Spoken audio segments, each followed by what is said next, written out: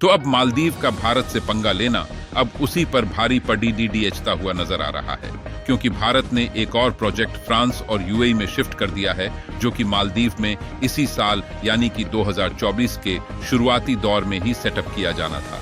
मालदीव को लग रहा था कि वह चीन से हाथ मिला लेगा तो भारत उसकी ओर ज्यादा इज्जत करेगा, लेकिन भारत अब यह बात अच्छे से समझ चुका है कि मालदीव से दोस्ती रखना हमारे लिए खतरा साबित हो सकता है, और मालदीव के राष्ट्रपति मोहम्मद मुर्सी टू ने चीन के साथ मिलकर भारत के खिलाफ जो एग्रीमेंट किए हैं, भारत उसका दांव निकलने में कोई भी कसर नहीं छोड़ ढहने वाला। और जो प्रोजेक्ट और इंफ्रास्ट्रक्चर मालदीव में तैयार किया जाना था, मालदीव को सबक सिखाने के लिए उसको अन्य देशों में शिफ्ट कर दिया जा रहा है, और ये मालदीव के लिए काफी यूजफुल प्रोजेक्ट था, क्योंकि इससे मालदीव की इकोनॉमी में एक बहुत बड़ा फायदा होने वाला था। दोस्तों, हम बात कर रहे हैं सोलर पार्क प्रोजेक्ट की, और इसकी खास बात यह थी कि भारत की IHCL यानी कि इंडियन होटल्स कंपनी लिमिटेड ताज रिसोर्ट्स और इस पर मिलकर जॉन ट्वेन चक्र में इंफ्रास्ट्रक्चर तैयार करने वाली थी। और कमाल की बात यह है कि इसे इस तरीके से डिजाइन किया जाने वाला था जिससे यह पानी पर तैरता रहे, क्योंकि मालदीव जैसे देशों में जमीनी हिस्से बहुत ही कम है और यह कोई छोटा मोटा प्रोजेक्ट नहीं था। इसको एक बहुत ही बड़े लेवल पर सेटअप किया जाना था, और भारत की कंपनियों ने इसके लिए एक लार्ज अमाउंट इन्वेस्टमेंट पहले से बचा रखी थी। लेकिन मालदीव के राष्ट्रपति मोहम्मद मुर्सी टू ने चीन से हाथ मिला लिया है, तो भारत इस प्रोजेक्ट को यूएई और फ्रांस में भेजने का फैसला बना लिया है। पूरी डेवलपमेंट क्या है,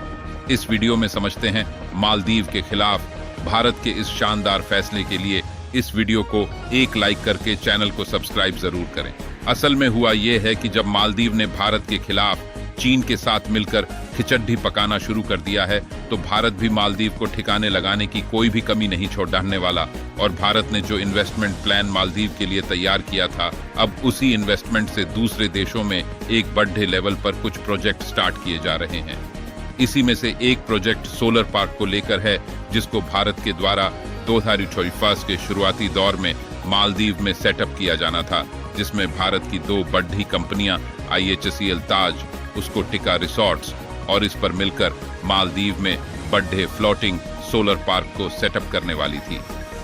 इस प्रोजेक्ट की खास बात यह है कि इसको इस तरह से डिजाइन किया जाना है कि पानी में आसानी से तैरता रहे, जिससे जो रूरल एरिया सोलर पार्क को सेटअप करने में कंज्यूम हो जाता है उसे बचाया जा सके, और इससे मालदीव के एनवायरनमेंट को पोल्यूशन से बचाया जा सकता था। क्योंकि मालदीव में टूरिस्ट को अच्छी सुविधा देने के लिए डीजल जनरेटर का इस्तेमाल किया जाता है। डीजल जनरेटर का लार्ज नंबर में इस्तेमाल करने से मालदीव का पॉल्यूशन तेजी से बारच रहा है। यही नहीं, इसके अलावा फ्लोटिंग सोलर पार्क प्रोजेक्ट प्रत्येक वर्ष 1199 टन ग्रीन हाउस एडमिशन को कम किया जा सकता है। इससे 4,30,000 लीटर डीजल को प्रति वर्ष बचाया जा सकता है, और जो पोल्यूशन है उसमें 40% की कटौती हो सकती है। लेकिन अब मालदीव ने भारत के साथ दुश्मनी लेकर अपनी अर्थव्यवस्था को किस लेवल का नुकसान पहुंचाया है, उसका पछतावा अब उसे होने लगा है। लेकिन चाहे कुछ भी हो जाए, भारत अब मालदीव का किसी भी सेक्टर में हेल्प नहीं करने वाला है।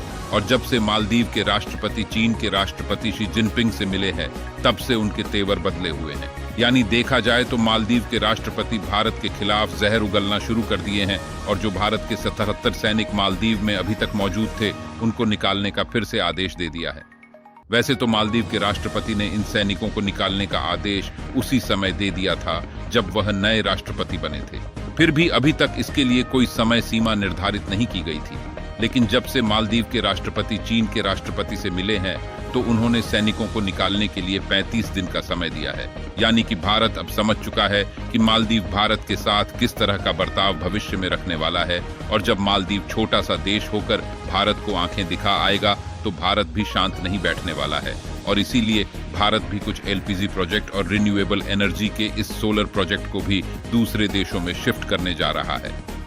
अगर आप इस आर्टिकल को देखें तो मालदीव में सुबह 8 बजे से शाम 5 बजे तक हर रोज जनरेटर का इस्तेमाल किया जाता है, जिससे टूरिस्ट को अच्छी सुविधा दी जा सके। ताज एक्सोटिका के फ्लोटिंग सोलर प्रोजेक्ट के लगाने के बाद इसे शट डाउन किया जा सकता था, लेकिन मालदीव ने जिस तरह से भारत को अपने तेवर दिखाना शुरू किया है, उससे भारत ने सूझबूझकर अपने फैसले को बदल दिया है, और अब भारत की कंपनियों ने इसे ग्लोबल लेवल पर ले जाना शुरू कर दिया है, और अब यूएई और फ्रांस जैसे देशों में सेटअप करने जा रही है, जिसमें ये डिसाइड किया गया है कि साल 2030 तक लगभग 1 ट्रिलियन इन्वेस्टमेंट की जाएगी और ध्यान दिया जाए